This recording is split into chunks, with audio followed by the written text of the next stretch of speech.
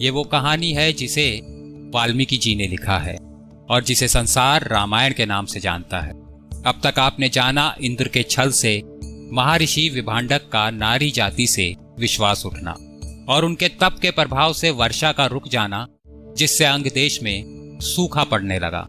ये कहानी सुमंत महाराज दशरथ को सुना रहे हैं, जो उनकी चिंता का समाधान करेगी।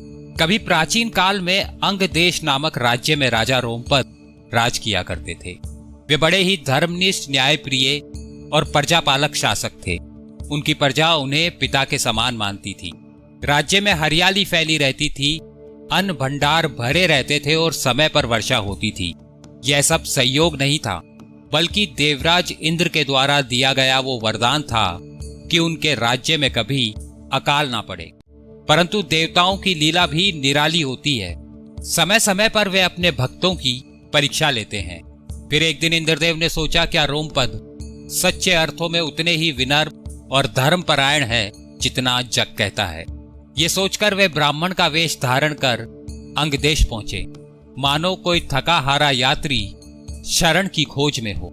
इधर राजा रोमपद किसी राज कार्य में इतने व्यस्त थे कि महल के बाहर क्या हो रहा है इसकी उन्हें बिल्कुल सुध ही ना रही।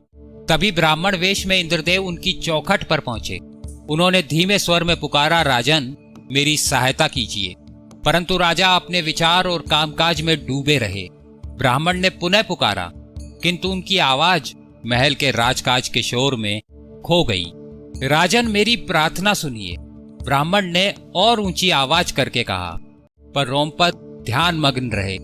इंद्रदेव इस अपमान को सहन नहीं कर सके। उनके मन में यह भाव आया कि राजा के अहंकार ने मेरी पुकार को अनसुना कर दिया। आहत होकर वे चुपचाप लौट गए, पर भीतर ही भीतर अपमान की अग्नि जल उठी।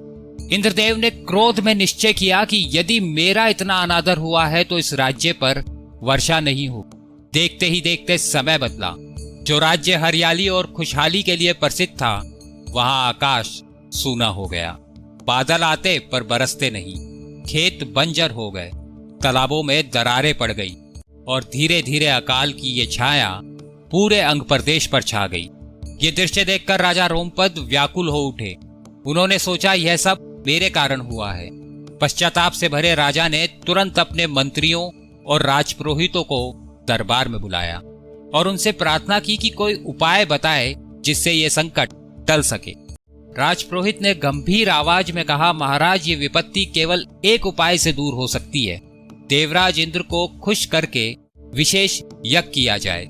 किंतु यह यज्ञ कोई साधारण ऋषि नहीं, बल्कि महर्षि श्रृंगी ही संपन्न कर सकते हैं। उनकी तपस्या इतनी प्रचंड है कि उनके मंत्रोच्चार से स्वयं देवता खुश हो जाते हैं। राजा ने चौंक कर पूछा, महर्षि श्रृंगी, क्या वे हमारे निमंत्रण को स्वीकार करेंगे? राजपुरोहित ने उत्तर दिया, महाराज वे अत्यंत तेजस्वी और तपस्वी हैं। सहज ही उन्हें मनाना कठिन है। किंतु यदि आप अपनी पुत्री शांता का हाथ उनके हाथ में सौंपने का वचन दें तो संभव है कि वे आपकी प्रार्थना स्वीकार कर लें। यह सुनकर राजा ने गहरी सांस ली और कहा कि यदि यही मार्ग है तो आप सब तुरंत प्रस्थान कीजिए और उन्हें आदर सहित आमंत्रित करें। परंतु यह सुनकर मंत्रीगण और पुरोहित घबरा कर बोले, महाराज हम महर्षि श्रृंगी के पिता से अत्यंत भयभीत हैं। उनकी दृष्टि अग्नि के समान है और उनका क्रोध सहना असंभव है। हम वहां जाने का साहस नहीं कर सकते। ये सुनकर राजा गहन चिंता में पड़ गए। उन्होंने सोचा, यदि मेरे अपने मंत्री और पुरोहित ही इस कार्य को निभाने में तैयार नहीं है तो मैं इस संकट से कैसे बाहर निकलूंगा। राजा का मन भय, पश्चाताप और असमंजस से भर गया। उन्हें लगने लगा कि मानो उनके सामने अंधकार की दीवार खड़ी हो और कोई मार्ग दिखाई नहीं देता। आखिर क्या उपाय करें कि उस तेजस्वी ऋषि को यहां लाया जा सके। ये कहानी यहीं विराम लेती है, पर यह ठहराव अल्पकालीन है, क्योंकि अमर गाथाएं कभी थमती नहीं। आप सुन रहे थे इस महाकाव्य की अमर ध्वनि जितेंद्र राठौड़ के साथ। जल्द ही यह कहानी एक नए रंग के साथ लौटेगी। तब तक इसकी यादों को अपने मन में सजोए रखें।